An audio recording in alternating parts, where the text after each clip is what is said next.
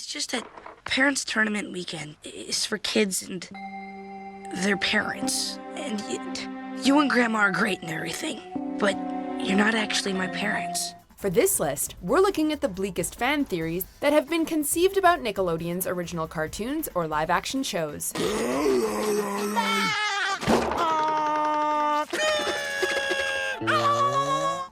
Number 10.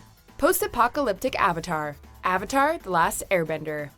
Avatar Aang saved the Earth Kingdom from destruction, but was he too late to stop the apocalypse? One theory suggests an apocalyptic event occurred before his birth.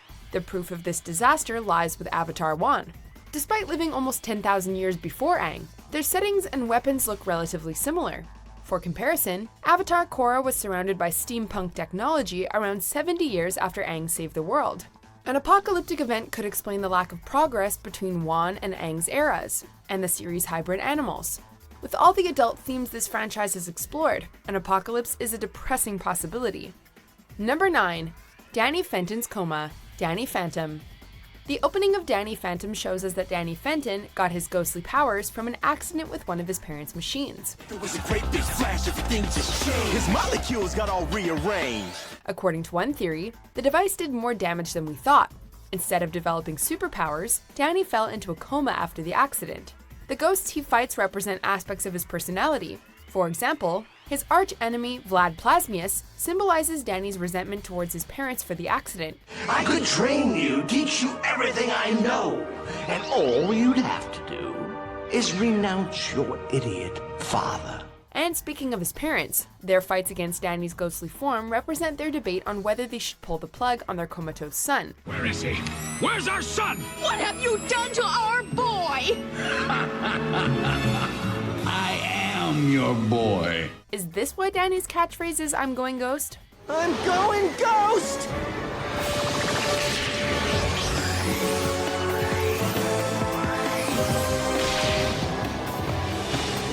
Number 8. Steve's drug problem. Blue's Clues. In the bright and imaginative world of Blue's Clues, the whimsical Steve is friends with inanimate objects like Mr. Salt, Mrs. Pepper, the mailbox, and, if this theory is correct, hallucinogenic drugs. In each episode of the show, Steve jumps into paintings and chats with household items. Side table drawer. I just love Blue's Clues. Oh, here it is. The theory states that both activities are just a result of his intense drug hallucinations. Furthermore, the children's voices that we hear in the background represent either a child or a younger relative that Steve is constantly neglecting due to his substance abuse. So we gotta find Culprit! right, because that's the first. Clue! Yeah. If this theory is true, then Steve's exit from the show could mean he entered rehab. Number 7. Fallout, SpongeBob Edition. SpongeBob SquarePants. There are some SpongeBob fans who believe that the main character's flaws are meant to represent the 7 deadly sins, but others think there's a more scientific explanation for their bad habits. For doing absolutely nothing longer than anyone else, Patrick! The nuclear testing theory says that SpongeBob and his friends were regular marine creatures until they were mutated by radiation from atomic experiments. Fans noted that SpongeBob's hometown of Bikini Bottom sounds like Bikini Atoll, an actual location where the US tested nuclear weapons. In addition, explosive clips of mushroom clouds have appeared several times on the show. Let's eat! Oops! Perhaps things aren't as innocent as they seem near that pineapple under the sea. Number 6. Arnold's true parents. Hey Arnold! Before the 2017 movie explored the mystery of what happened to Arnold's parents, fans came up with their own solution. The theory suggests that Arnold's grandparents were his true parents. I mean, by bringing your grandma and grandpa as parents, since you don't have no. Ow! After his birth, they told him that his parents were explorers to hide the truth. Furthermore, Arnold's famous football-shaped head was actually a birth defect. Move it, football head! Hey, Arnold! The one that fits most closely is known as hydrocephalus, a condition that causes fluid to build up in the brain. Since the risk of birth defects can increase among older couples, Arnold's grandparents may have blamed themselves and couldn't bear to tell him about his true parentage. Tell me the real story this time, Grandpa. I want to hear what really happened to my parents. Oh dear. Are you sure, Arnold? Yes. Number 5. Cannibal Crabs. SpongeBob SquarePants.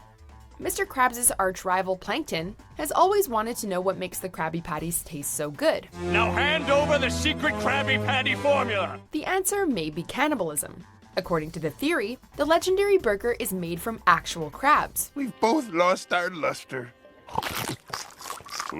So that's what I taste like. Before you say that's a load of barnacles, consider this. There's a noticeable lack of crabs in Bikini Bottom. You know what we say? The only people who don't like a Krabby Patty have never tasted one. The Krusty Krab's menu items, like the kelp fries, are likely made with the same ingredients present in their title. I need a triple Krabby Supreme on a kelp bun with extra sea pickle and burn it to a crisp, okay? And the restaurant itself even resembles a large lobster trap, if Mr. Krabs is as money hungry as he seems. Turning his own kind into delicious food makes scary business sense. I warned you. Number 4. Crazy Steve's Kidnapping Plot. iCarly. Drake and Josh featured Miranda Cosgrove and Jerry Trainor as associates Megan Parker and Crazy Steve, respectively.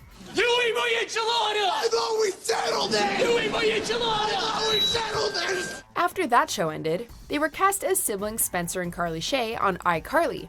One theory suggests this was more than coincidental casting. Why? Does it upset you? Yes. Well, that's why. Before the events of iCarly, Crazy Steve murdered Megan Parker's family. Doodle-doo! The cow pays food! I better call the SWAT team. No. He then forced her to move to Seattle and change their identities so they could pass as siblings. I think I can fix a little broken countertop. Ow! Owie! Carly's web show is her attempt to reach out to people who might recognize and rescue her. This kidnapping theory would explain why Crazy Steve was in a mental hospital in iCarly's spin-off, Sam and Cat. Cock-a-doodle-doo! The cow says moo! Number 3. Angelica sees dead babies. Rugrats. This morbid theory suggests that most of the Rugrats are dead. Angelica supposedly has mental issues that cause her to hallucinate her baby friends. What are you talking about? That's a tree house. In reality, the imagined babies were based on tragic stories she overheard. Her cousin Tommy was stillborn. Angelica imagined Phil and Lila as twins because their mother had to terminate her pregnancy before her child's gender was revealed. The easily frightened Chucky died in an accident, and his stepsister Kimmy was taken away by Child Protective Services. The only real baby is Dill, because the troubled Angelica can't talk to him like she does with her imagined friends. His young student will get him access to fairy godparents. But one theory claims that the fairies are a metaphor for Timmy's innocence, and wishes for the future. Crocker wants to steal both by sexually abusing his student. Mr. Crocker, what are you gonna do to me? In some versions of this theory, Timmy's fairies represent the antidepressants he takes to cope with his teacher's endless pursuit, neglectful parents, and abusive babysitter. 10-year-old kid, inattentive parent, evil babysitter, pink and green parents, and soapbox cars. Oh my gosh! Denzel Crocker must have crazy parents! Although he pretends that his wishes can be granted, the reality is that he's stuck in a cycle of misery. Why don't any of the things I wish for ever become reality? Before we ruin your childhood with our top pick, here are a few honorable mentions. Come on, Eliza! Get off your bad self and get into it. Everybody's crazy. Try it. And suddenly it hit him.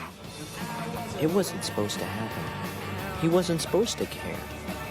But as the feeling blasted through his heart, he knew nothing could ever be the same. You know Stoop Kid never lets anybody near his stoop. Yeah, I heard he punched a guy just for touching his stoop. Before we continue, be sure to subscribe to our channel and ring the bell to get notified about our latest videos. You have the option to be notified for occasional videos or all of them. If you're on your phone, make sure you go into your settings and switch on notifications. Number 1. Mr. Dink is a child predator. Doug. On the first day, 11-year-old Doug moved to a new house. His neighbor, Mr. Dink, brought him next door to watch a video. Well, my family's starving and I really... Well, of course you do. It's just a little film we show all our new residents called Bluffington Proud. While it's portrayed as a friendly gesture, theorists believe that this was the first sign that the middle-aged man was a child predator. Throughout the series, Mr. Dink spends plenty of time with Doug. At one point, he even becomes Doug's scoutmaster. Hello, boys. That was so beautiful. Eventually, Dink's inappropriate closeness allegedly drove his preteen neighbor to experiment with drugs that caused vivid daydreams. So every time we see a character like Quailman on screen, it's actually Doug taking a trip away from the sinister Mr. Dink. Just make sure to watch out for Mr. Dink's friend, Old Chess. Representing. I was physically, mentally, emotionally in front of the producers and cast members. Give us some dirt on Schneider. Is it true with the feet? I was alone in that room.